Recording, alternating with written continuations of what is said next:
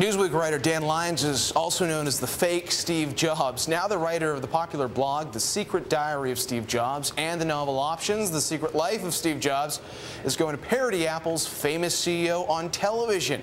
Dan Lyons collaborating with Larry Charles, a producer of Borat and Seinfeld, to create a spoof of Steve Jobs on the cable channel Epix. And Dan Lyons joins us now. Dan, thanks for your time this morning.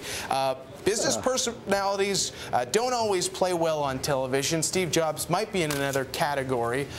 Why do you think there's going to be a TV interest for the man that you know so well?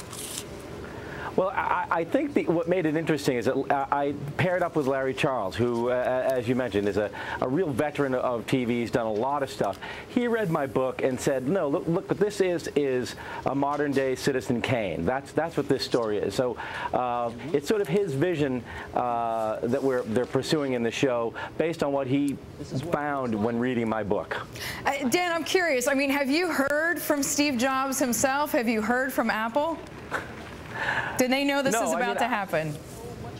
I have not heard from them since this was announced, but I mean, I cover Apple for Newsweek. You know, I'm the tech editor at Newsweek, and I cover Apple. I went to the iPad event, so I'm in touch with people there, but I haven't talked to anyone specifically about the show. Dan, we're just looking at some pictures of the iPad. What's going to happen? Are we going to see this show airing on iPads? You think? I hope so. I think it would be great to be able to watch my show on an iPad when I'm on a plane. I think that would be a terrific pairing. So Dan, give us a little tease here. I mean, on the first show, what's going to be the topic? I don't want to go into details of the plot. We're writing the pilot right now, but I think you can say that people are going to be talking about it. I think it's going to be a lot lot of buzz. Oh, Dan, you can do better than that. Yeah. Come on. I really can't. I can't give anything away. You're going to have to watch the show. But Larry is a genius. You know, he's a great guy, and we're bouncing stuff back and forth, and we're having so much fun just writing this now that I think it's going to come across when you watch the show. Hey, Dan, on a more serious note, we know when Steve Jobs was ill, you weren't blogging as much about him. What if, you know, what if there is illness, it becomes an issue again? How does that affect a project like this?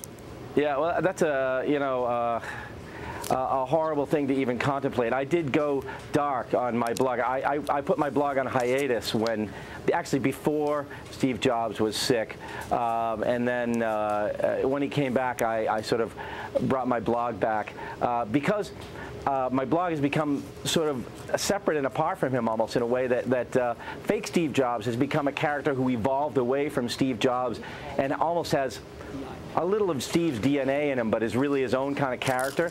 And then what we're doing here in the show is we've created a character called Tom Rhodes, who is another step of evolution away from even fake Steve.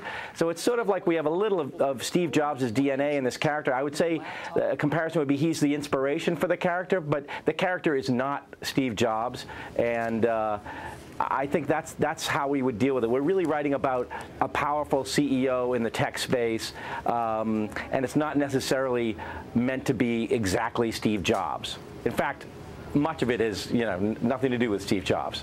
All right, Dan. Well, thank you.